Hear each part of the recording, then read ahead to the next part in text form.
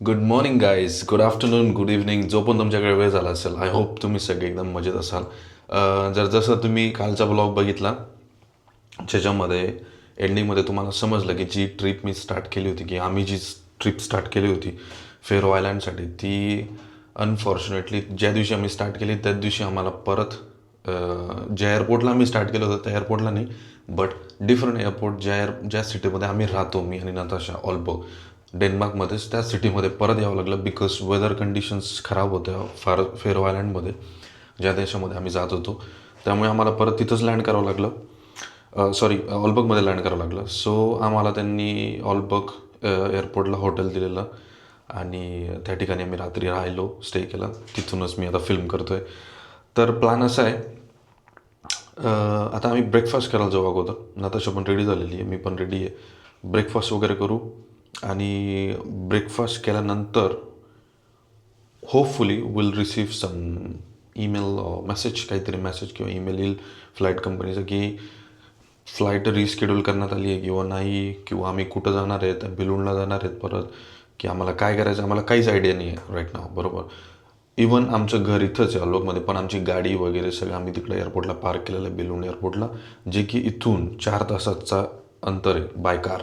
पण मी तुम्हाला दाखवतो की हा हॉटेल रूम कसा आहे, आणि हॉटेल रूमच्या समोरच एअरपोर्ट आहे, तर ते पण तुम्हाला दाखवतो, म्हणजे कुठून कुठे एक्झॅक्टली आम्ही राहतोय. बरोबर, तर हा तर टॉयलेट बाथरूम होता, ठीक आहे. हा तुमचं एंट्रन्स, हे इकडं तुमचं मिरर दिलेलं आहे यांनी, हँगर वगैरे, बरोबर. हा इकडं बेड, इकडं टी व्ही वगैरे दिलं, म्हणजे छोटासा रूम आहे, छान आहे. बरोबर, आणि हा इकडं तुमचं विंडो आहे दिलेली यांनी, आणि बघू शकता तुम्ही हे बाहेर आहे ना, हे इकडंच एअरपोर्ट आहे. बरोबर, हे झूम केलं ना तुम्हाला ऑलरेडी विमान पण दिसेल इथं. मी जातो खाली, ब्रेकफास्ट करतो. पॉसिबल झालं तर मी ब्रेकफास्टचं पण सीन दाखवतो, काय ब्रेकफास्ट हे लोक करतात काय नाही.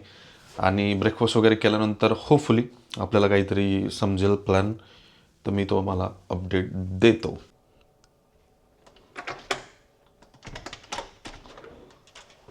Good morning. Good morning. Good morning. And Klaus is getting ready. Yeah. आम्ही यांना घ्यायला आलेलो आहे, नताशाच्या मम्मी पप्पांना, ब्रेकफास्टसाठी. क्लाउस रेडी होत आहे आणि त्याच्यानंतर आम्ही जाऊ खाली ब्रेकफास्टसाठी.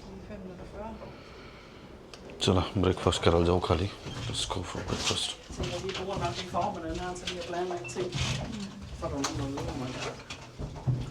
So, I have a पाणी ठेवलेलं आहे, लिंबू सरबत, इथं जिंजर शॉट आहे. त्याच्यानंतर तुम्हाला व्हायटामिन पण भेटतात ब्रेकफास्टमध्ये, फ्री व्हायटामिन्स. त्याच्यानंतर तुम्हाला इकडं ज्यूस आहे, डिफरंट ज्यूस, ऑरेंज ज्यूस आहे, वेगळ्या वेगळ्या प्रकारचे ज्यूस आहेत. इकडं कॉफी आलेलं आहे, बघू शकता तुम्ही काय काय विषय इथं. इकडं फ्रूट्स ठेवलेले आहेत, इकडे हे ओटमिलवरती टॉपिंग्स, इकडे काय ब्रेड आहे, आणि इकडं बाकी विषय दुसरा. आणि माझा पण ब्रेकफास्ट घेतला गेलेला आहे, सगळ्यांचा ब्रेकफास्ट घेतला गेलेला आहे. तुम्हाला एक क्विक आयडिया दाखवतो काय काय आम्ही घेतलेलं आहे. इकडं मी oatmeal with milk, scrambled egg, croissant, some fruits. नताशाने फुल प्लेट भरलेली. Natasha has filled her plates quite a lot. Hey. यांचा ब्रेकफास्ट, क्लब्सचा breakfast Nearly done. Nearly done. सगळ्यांनी एकदम प्लेट ओव्हरलोड केलेल्या आहेत. तर ऑफकोर्स, कारण आम्हाला माहिती नाही पुढे आता कधी जेवण भेटतं काय नाही. Bread. No, I तर don't मंडळी, wanna be in it. Breakfast आमचा झालेला आहे. Scary. I don't want to be in it. नंतर म्हणे मला कॅमेरामध्ये नको घेऊ म्हणे, माझी तयारी झाली नाही, आंघोळ झालेली. म्हटलं काय वांधा नाही, काय प्रॉब्लेम नाही, नाही का. तर ब्रेकफास्ट वगैरे झाला आमचा, आणि still we have no plan. Still we don't know what's gonna happen. आम्हाला काहीच आयडिया नाही आहे काय होणार आहे. सो आम्ही बस आता वेट अँड वॉच करतो. इथं बसलो आहे लॉबीमध्ये, हॉटेलची लॉबी आहे. बघू काय म्हणतो आपण त्याला, वेटिंग एरिया.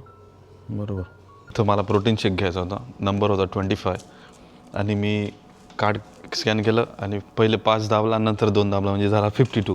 प्रोटीन शेकच्या ऐवजी येऊन गेलं इथं ॲपल ज्यूस. तर आता परत एकदा ट्राय करू आपण आणि ऑर्डर करू प्रोटीन शेक. ओके, नाव 2-5. 2-5.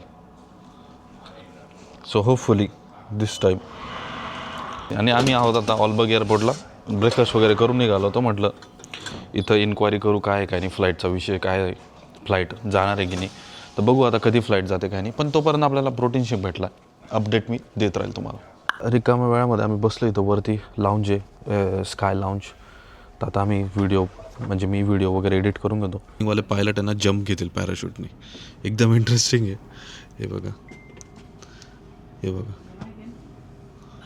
1 2 3 4 5 6 7 8 हे मिलिटरी प्लेन.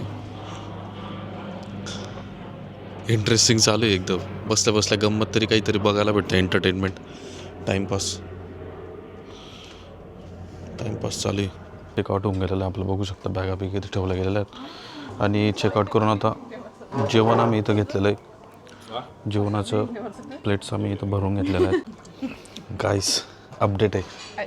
अपडेट असं आहे की आम्हाला आता from here to Copenhagen at what 2 o'clock 2:30. या. सो 2:30 इथून आम्ही जाऊ कोपनहेगनला.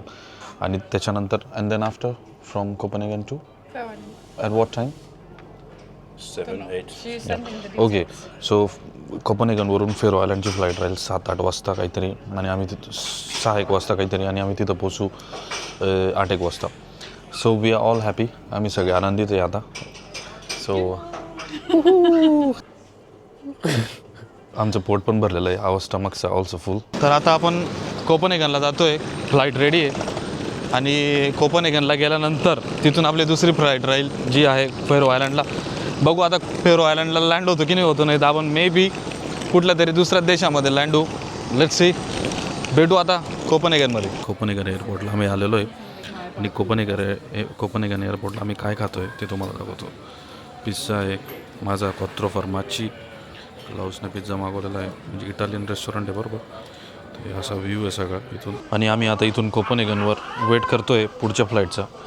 कोपनहेगनवरून डायरेक्ट फेरो आयलंडची फ्लाईट आहे. आणि बघू आता ही पॉसिबल होते की नाही. मागच्या ब्लॉगमध्ये तुम्ही बघितलं की फ्लाईट कॅन्सल झाली. तर आता 15-20 मिनटामध्ये लँडिंग होणार आहे असं म्हणतो आहे पायलट. आणि फॉग वगैरे नाही आहे, मिस्ट आहे. पण इथं ऑफन फॉग असतो या एअरपोर्टला, म्हणजे या देशामध्ये. तर होपफुली लँडिंग होईल. आणि सगळ्यात खास गोष्ट म्हणजे हा जो रनवे जगातील सगळ्यात छोटे रनवे जे आहेत त्यांच्यापैकी एक रनवे. म्हणजे लँडिंग खूप क्रिटिकल असते. एकदम स्केरी, बेकार स्केरी. अजूनपर्यंत जीवनामध्ये असं स्केरी लँडिंग मी बघितलेली आहे. तर बघू काय होतं. बाजूला आजूबाजूला माउंटेन आहेत, डोंगर आहेत. आणि मध्ये हा रनवे. दुनियाचं one of the dangerous runway बाई लँडिंग होत आहे.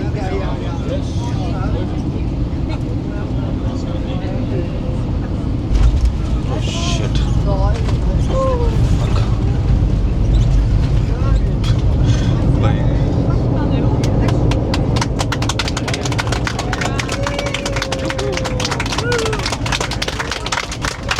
टाळ्यांचा आवाज तुम्हाला येत असेल. हे लोक किती खुश आहेत. मी अगोदर कधीच टाळ्या ऐकल्या नाही इथे. Yes cab. We made it. We made it. मंडळी फायनली लँडिंग झालेली आहे. आणि तुम्ही बघितलं असेल लोक सगळे टाळ्या वाजवत होते, क्लॅप वाजवत होते. मीन्स सगळेजण एकदम खुश होते. सगळे लोक घाबरलेले होते. पण सुखरूपपणे लँड झालो, त्यामुळे काही टेन्शन नाही. आजचा ब्लॉग आपण इथंच एंड करू. आणि उद्यापासून तुम्हाला व्यवस्थितपणे सगळं फेरो आयलंड आपण एक्सप्लोर करू हळूहळू. तर सगळं दाखवतो. ब्लॉग आवडला असेल तर मला चॅनलला सपोर्ट करा, सबस्क्राईब करा, शेअर करा आणि कॉमेंट करायला नक्की विसरू नका. बाय.